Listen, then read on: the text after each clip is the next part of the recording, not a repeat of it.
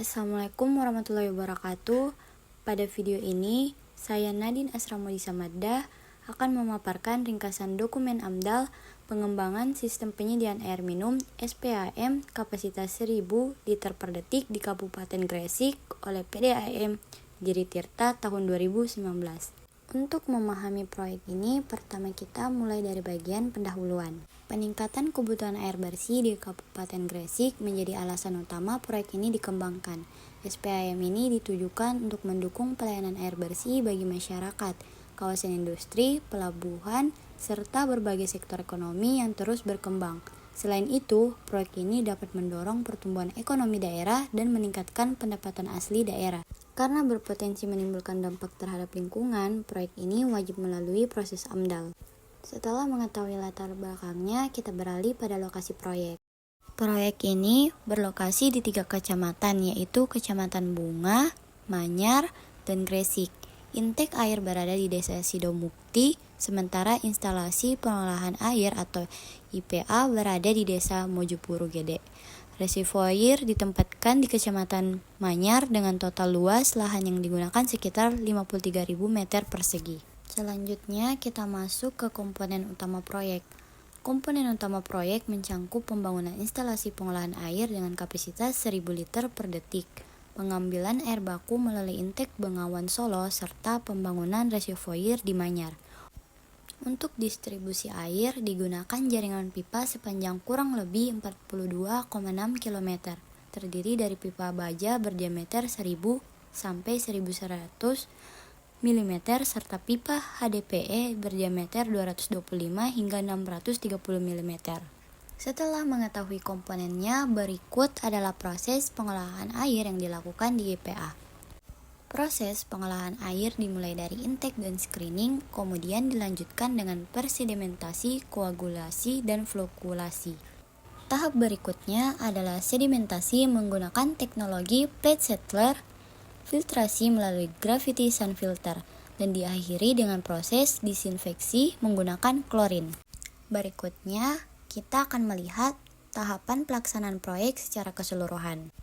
Tahap pertama adalah prakonstruksi yang meliputi proses perizinan seperti izin lokasi, izin lingkungan, dan IMB, serta kegiatan sosialisasi kepada masyarakat.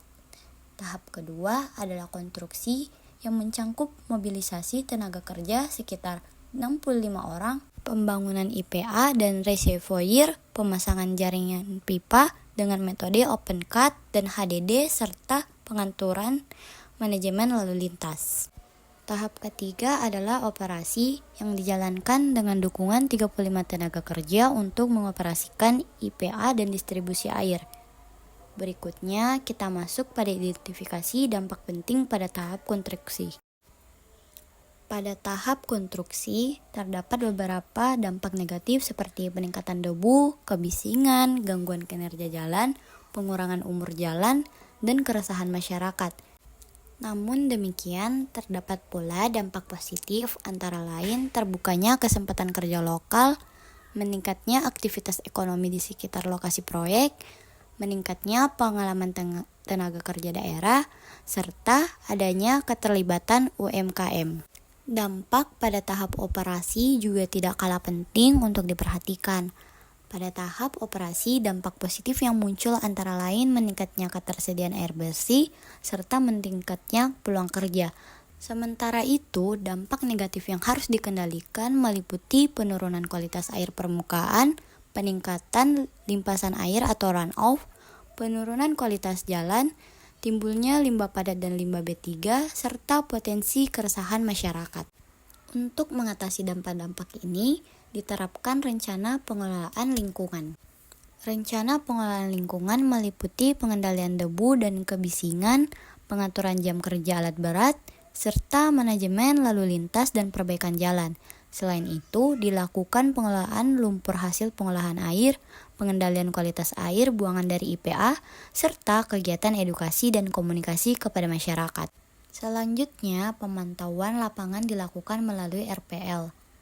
Rencana pemantauan lingkungan mencangkup pemantauan kualitas udara terutama total suspended particulate, pemantauan tingkat kebisingan, pemantauan kualitas air sungai dan air limbah, serta pemantauan stabilitas jalan dan lalu lintas.